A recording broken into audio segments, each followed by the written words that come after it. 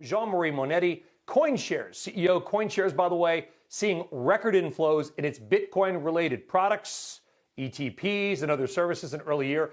Jean-Marie, welcome to the program. I know you gave an update a few weeks ago. How much in assets are you adding every week? Can you tell us?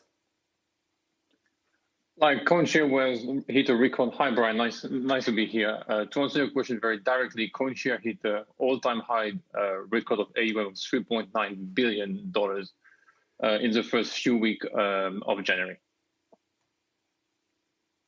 Okay, so we're seeing a huge amount of interest. Is that mostly, Jean-Marie, from the institutional side or from the retail investor side, or fairly evenly split? Well, it's a very interesting question because I've been trading cryptocurrency since 2013 in various incarnations through a first hedge fund regulated with my partner Danny Masters, and then through Coinshares, through our ETPs program. And through this journey, we have seen the demand completely shifting from a very retail-driven demand, mainly trading in Asia, to something moving much more to the US and to Europe, and progressively graduating towards what could be qualified as, I would say, institutional demand. There is a lot of data point out there. You know, you get Skybridge breaking the internet on the first conference call with investors. You get the fixed income CIO of BlackRock making a very strong point about Bitcoin allocation for the new generation, how it will replace gold. Even if Jeff Curry this morning from Goldman was doing a bit of a different approach, the thematic is still very strong. And then you get Citi giving very strong, like 300 grand kind of price valuation on Bitcoin. And finally, you get very conservative house like Rofer in the UK also allocating to Bitcoin. So the demand is very shifting and starting to permeate into very traditional investor. And that's kind of the headline. But I think, Jean-Marie, sorry, so let me jump in. Je désolé, I apologize for the interruption. But let me, because I want to get this in. If the Dow fell 4,000 points a day and then rose 4,000 points the next day for a number of days, people would probably get spooked and say, what's going on with stocks? Bitcoin has been doing that and nobody seems to care. I know the idea of Bitcoin, by the way, is that it's independent and uncontrollable, but I do wonder, with 18.5 million coins or so mined, only 21 million ever, and big institutions stepping in, are you worried that it can be sort of semi-artificially bullied around by big hedge funds? I don't think it's bullied around, but we're going to run out.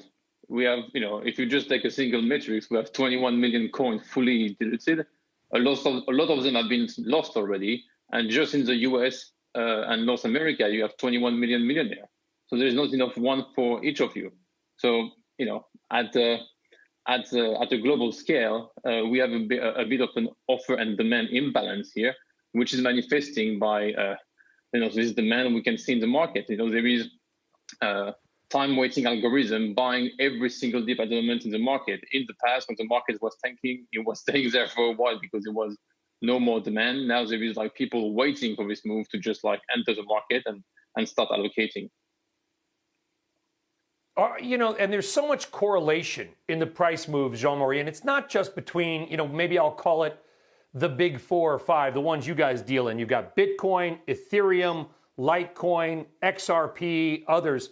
Those are really the big 4 or 5, but there's 40 or 50 cryptos that get traded and get a lot of attention on even some of the smaller exchanges. They tend to move together, even though they are, very different program languages in some cases, very different purposes. Some of them are like Bitcoin being turned into a currency, while others like Ethereum, a currency on the blockchain platform for Ether. Is there one that you personally favor over the others, or that your clients seem to favor over the others, or is it really just all about Bitcoin? Look, it's I think Coinshares a couple of years ago did a very good piece about the portfolio allocation in the digital asset sphere and like what kind of value added you get in diversification. The truth in the matter is like there is a strong concentration in liquidity in the top pairs that you were mentioning, and our client will, and many institutions will also favor liquidity in the allocation decision. So Bitcoin, Ethereum will always win in terms of size and trade ticket versus a Ripple or something. Shepard Smith here. Thanks for watching CNBC on YouTube.